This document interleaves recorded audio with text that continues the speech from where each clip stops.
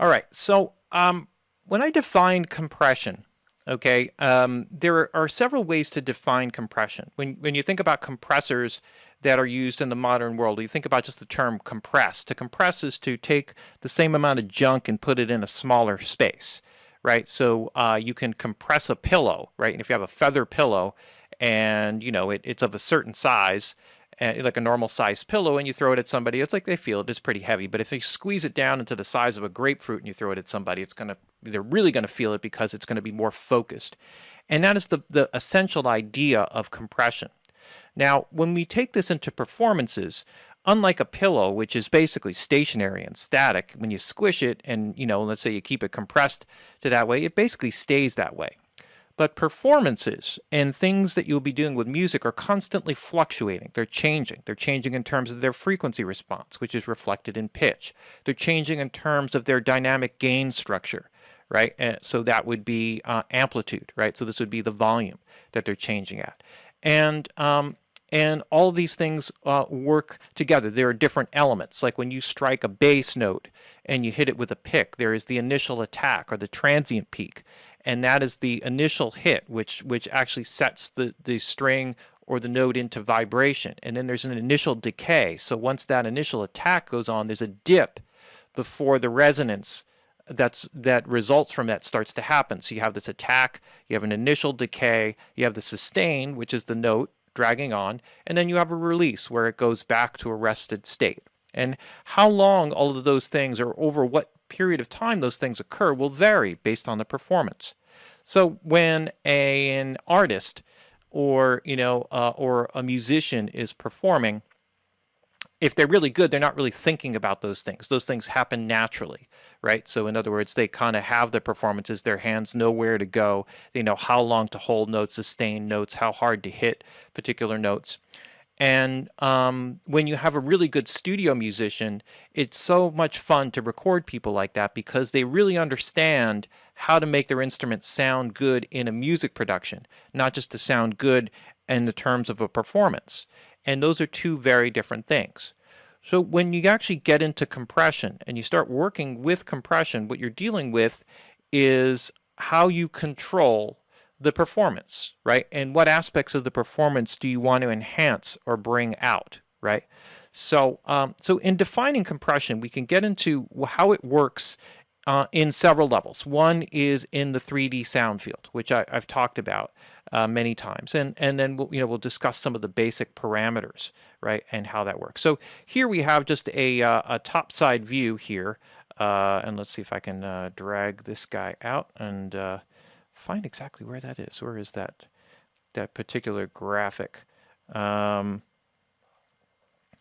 not normally the graphic I use, although I like this one. Oh, there it is. Okay, great. So when I'm working with a sound here, and let's just say that I have a sound, I'll just kind of put it in red here, for example. What happens is with this sound, when I compress it, I can shrink down the size of it, right? I can make it smaller, right? But actually, it's more than just that. So when you think about the volume of something, in terms of how loud it is, what a compressor does is it's fluctuating that loudness. So in other words, if I have a fast attack, it will shrink in size very quickly, okay, which will make it smaller. And if the compression is sustained, then it will keep it small, right? And what that does in terms of the 3D sound field, when you have a fast attack, right, and a long sustained release, is that it keeps the signal kind of tight and small, right? So nothing is allowed to sort of escape from what's going on there, right? So if that makes sense, then that's the basics from that stage, right? Now, there also are ways where if you allow that attack, if you start with a slow attack and you allow the compression to kick through, then the audio signal will jump out forward. When the compression kicks in, the signal will sort of jump back. And by how far is determined by the release time and the form of movement, right? So what you're really doing is you're controlling the relative balance of the attack, decay, sustain, and release cycle. So when you allow that transient to pop through, that attack jumps out and brings the signal forward, and then the signal will recede backward into the speakers. So when you actually break down an audio signal, and let's just say it's the audio signal of a bass note or something to that effect, right? Like we had talked about before, you will have a peak signal, right? You'll have the initial decay, you'll have the sustain, however long it's held out, and then it will have a natural release cycle. So if we think about this as just sort of an amplitude thing where volume is going up, right, or amplitude is going up, and then this is the time scale going this way, right? So we have time going this in this direction. Then what we have is this peak, and we can, if we allow this to go through unaffected, and then we start compressing, we can do a couple things, right? If we actually take and we have a fast release time, then the compression kicks in, it allows the transient peak, and then it kind of carves away an area here, right, of the audio signal. So now this will disappear a little bit, right? So we'll kind of get rid of some of this. And what this does is it creates a separation of the attack or the transient attack from the note. And that's a very, very powerful way to apply compression, because sometimes, particularly with instruments like basses, what will happen is, especially basses where they're performed with fingers, right, because they have a soft transient, what ends up happening is that the note or the attack blends so perfectly, or it starts almost immediately with the sustain, that the separation of the attack doesn't become clear enough, and therefore it loses its distinctiveness, right? And sometimes you want that. Like if you want, in other words, if I wanted this instrument to kind of really stick back in the speakers a bit, I could actually have a fast attack compressor, like almost immediate, with a very fast release, so that the transient peak just gets cut right down, and then the signal goes from the note starting right into the sustain, and I can actually make it so that those are almost exactly the same. And then that would move it back in the speakers. The basic principle of this is pretty simple. The idea is that when you are working with sound, or you're listening to sound in a space, the farther away it is from you, the more the transient energy gets lost, the longer distance it has to travel. I've said this probably 1,000 times or whatever, so I don't want to bore you, but it's important for the class and really important in this perspective to understand it. So that if a snare drum is hit and it's 200 feet away from you, the difference between the actual transient hit of the snare drum and the sustain of the drum is going to be significantly less than it will be if you're 10 feet away from it, okay? Because over the course of that 200 feet of travel, right, is what's going to happen is that transient peak energy is going to lose its energy, because it's going to hit all these molecules of air together, and every time they hit each other hard, some of that energy is lost, whereas the sustaining energy has a better potential to propel over distance, and therefore will go and travel a longer distance, so that transient peak will lose its energy and get closer in volume to the original audio signal. Okay, so this is just a fact, right? This is just a simple thing.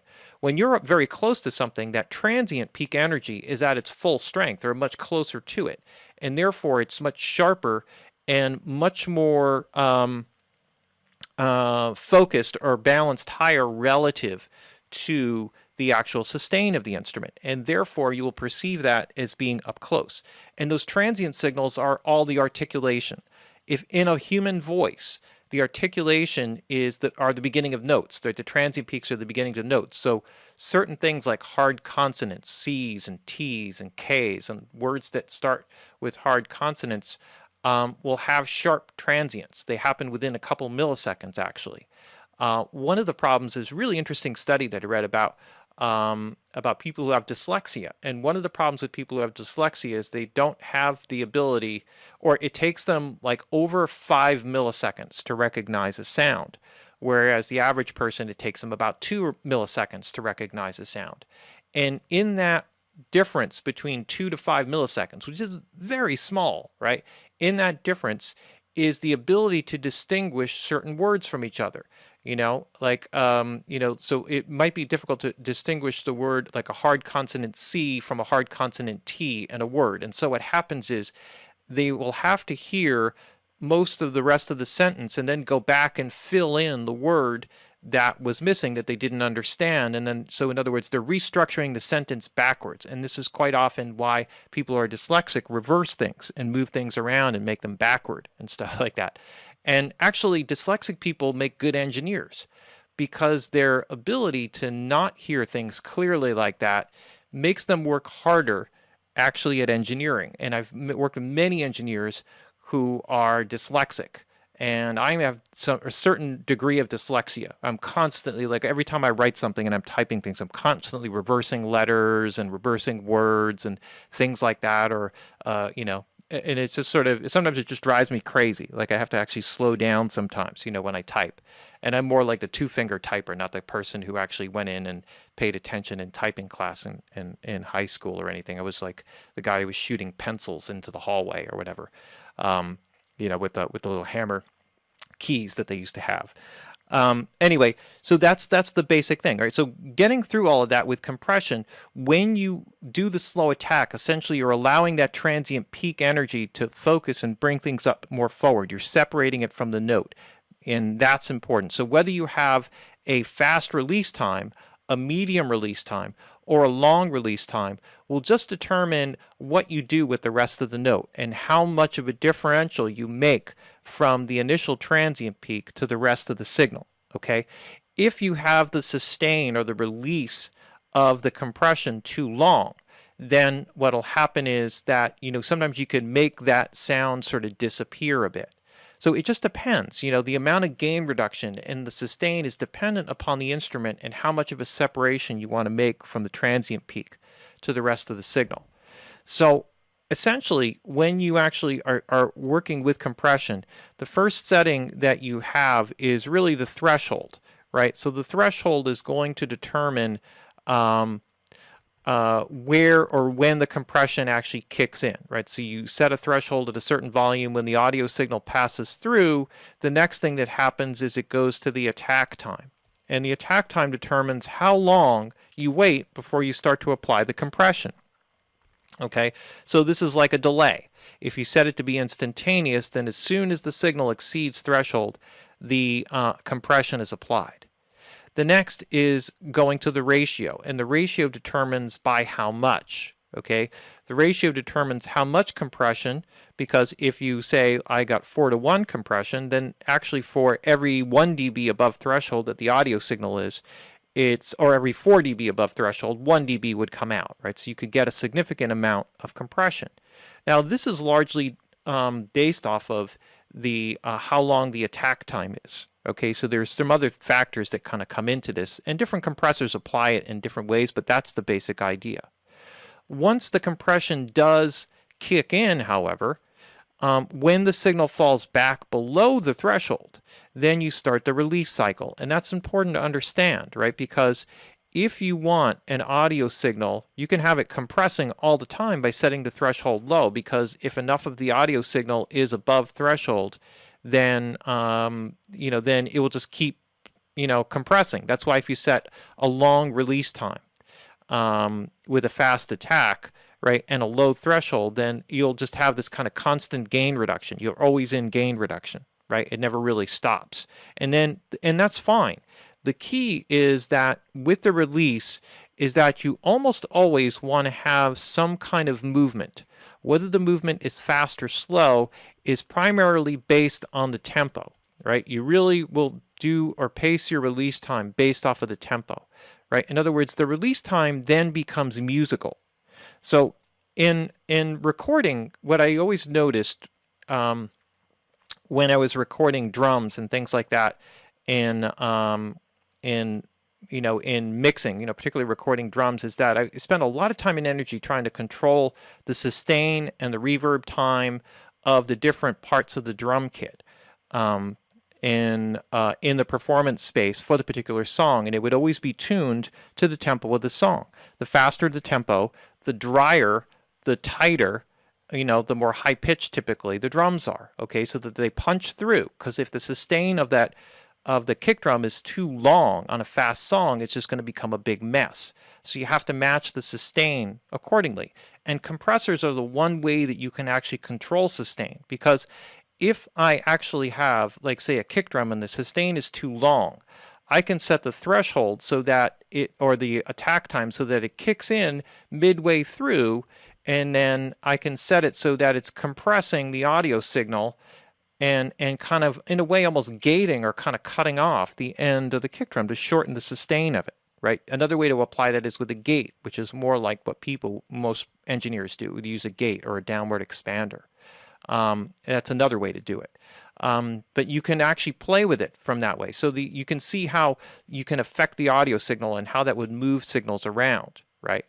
And those are the basic controls. There are other controls like a knee, which is how hard the compression is applied, right? How heavily the compression is applied. So a hard knee would apply a 4-to-1 ratio instantaneously, whereas a soft knee would ramp up the 4-to-1 ratio, sort of like a crossfade control.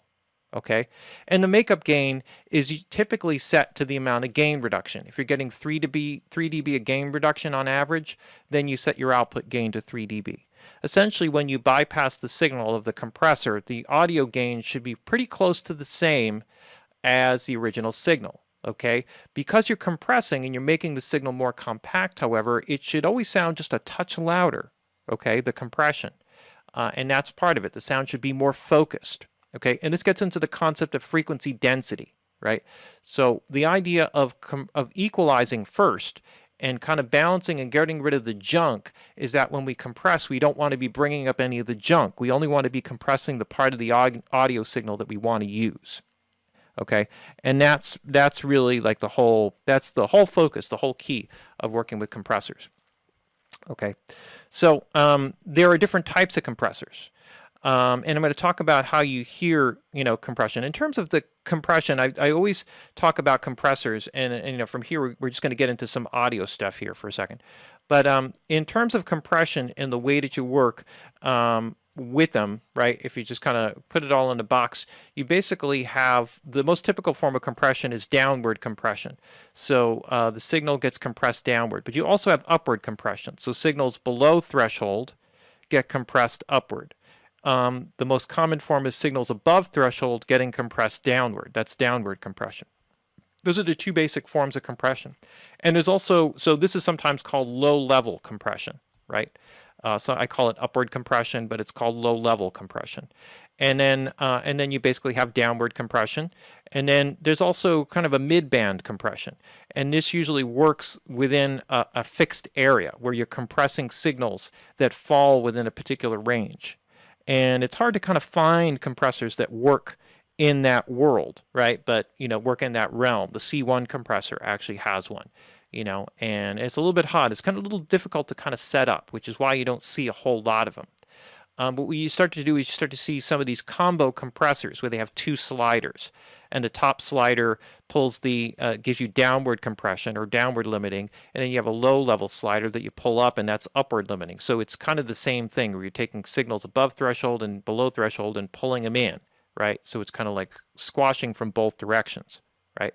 It's very cool, right? So let's kind of go into some things here. The first thing I want to do here, in getting to the mix, is to just sort of rebalance here or recalibrate ourselves, right? So let me just kind of play with this here a little bit, and then maybe we can rebalance some of these things. How did we get like this crazy phenomenon? Ooh, we're getting bigger, stronger. I feel it coming on. Ooh, take the time, feel the wind running through my hair. Stars align, baby, we're gliding in the night air. This is scary, this is crazy, but at least I'm with you, baby. I'm gonna kill the lead vocal.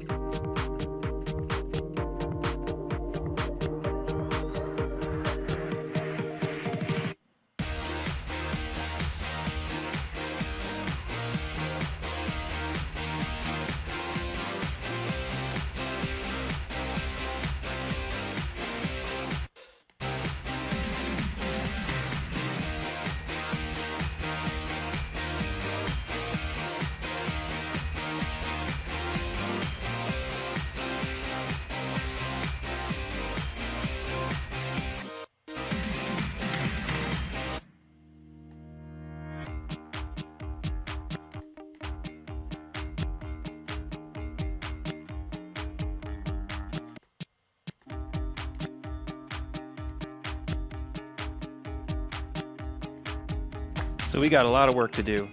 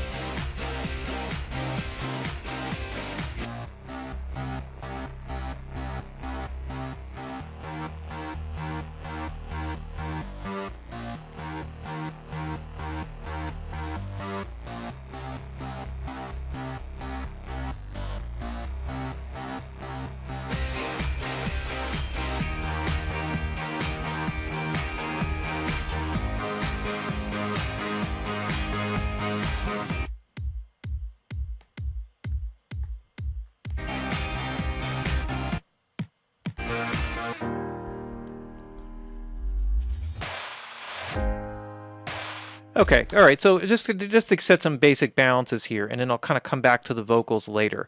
Now, essentially, you can break down compression into two basic categories, okay? And, so getting past, let's see if we can get past the defining compression here.